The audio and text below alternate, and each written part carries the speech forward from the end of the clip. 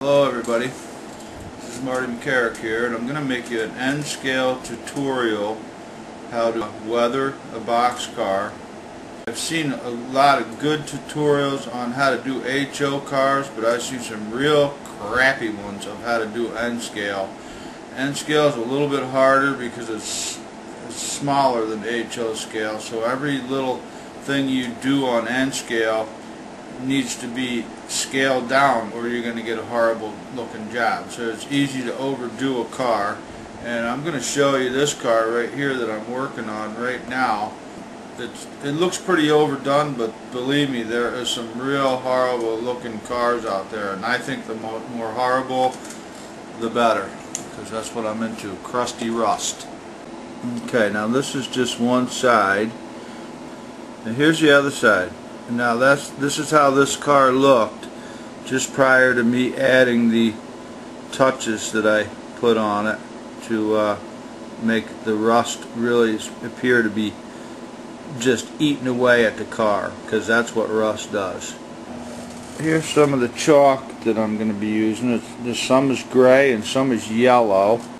Okay, first of all, this car started out looking like that. Brand new, shiny boxcar. After I washed it down with window washer fluid, I took my emery board and just scraped down on the decals just a little bit to make them appear to be wearing off a little bit with time and weather, and just scrubbed it a little. Then I took some rusty colors like I'm showing you on this car, and washed down the sides, and leaving a lot of it up the top, and let it just kind of run down with a diluted solution. After you put the thicker solution up on top, you dab it and let it dry, and then you thin out the solution a little bit, and you just kind of work it into your model. This is a good idea of just a plain old rusty car, and I like the way that car looks, and that's the way I'm going to keep it.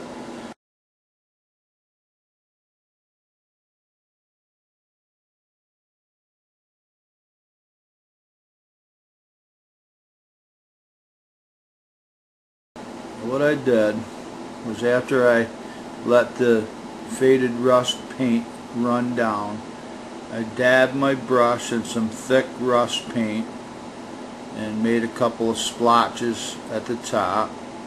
And then I re-dipped my brush in chalk and dabbed that over the splotches, and kind of just moved it around a little bit to get the best technique. Paint that I have on my palette here, good old red, yellow, pure orange. I use a lot of our regular brown,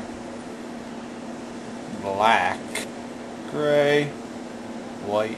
Pretty much you can make any color out of those colors. So what I'm going to do is I'm going to dip into I use the Windex to dilute down my paints. I'm going to dip into the brownish color here with it and drag it off a little bit so I can make a little thin soup out of it. I'm going to drag in some yellow, and then I'm just going to add a little touch of red, and then from there I can make a bunch of different colors. You see, there goes real orange. Okay, the only thing I forgot to put on my palette is regular brown. As you can see, I've got brown. This is hard for me to say. There it is. Brown, red, yellow, and then this is my mix over here. And if you can see how that's running right there, that's the consistency I'm looking for. Running slow. Slow is the trick. Okay, I got a little paint loaded on my brush. What I'm going to do is take and find a couple spots up top, like this spot where I didn't get. I'm just going to put a dab right there. And there. That goes over a little bit, like that. And then back a little bit.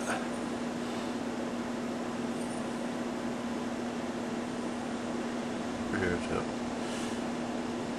Okay, so that's that. Now I dip that same brush into my yellow chalk that I made myself, and that's what that looks like on the end of the brush. Then I just take that and touch it here and there, stipple it. So take the tip of that brush and go along. There we go. Now we got it. See, with N-scale, less is better. If you're really trying to make something rusty, like a bridge, then more is better. But do you want your bridge to look like it's falling down? Then more is better. You want it to make it look like it needs to stay on your layout for another 10 years? Less.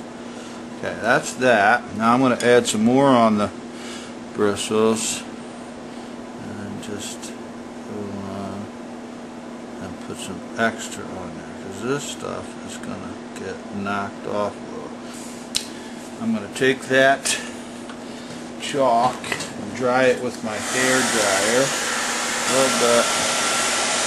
Window fluid, and just leave a little bit on there. I'm going to go back to that color, and even though it's a little bit set up, this windshield wash will start reworking it a little bit. Get a little more over here in the corner. See? And you work it around a little bit, dibble dabble in it, and it'll bring the surface back to life. This is where I do my mixing at too. On the side, get it wet, bring a little paint over it here, make it a little darker. Oh, there's a little, put a little red in there. It's gonna make it more zinky, oxidey. That's what I'm looking for right there. Can you see that? Right there. See, I can't see what's happening on the camera until I play this back, so it's gonna probably take me a while. Okay. What I'm going to do is I'm going to take this paint, I'm going to dibble dabble it on the rust particles, the chalk, but it's going to be kind of hard for me to do this in the camera eye, so what I'm going to do is do it here.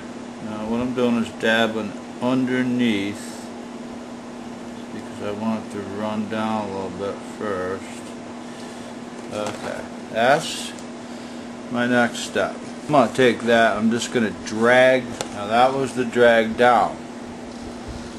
Now I'm going to drag up to the spot where I did before and just stipple it a little bit. That color, and I need to re-dip into that just a little bit.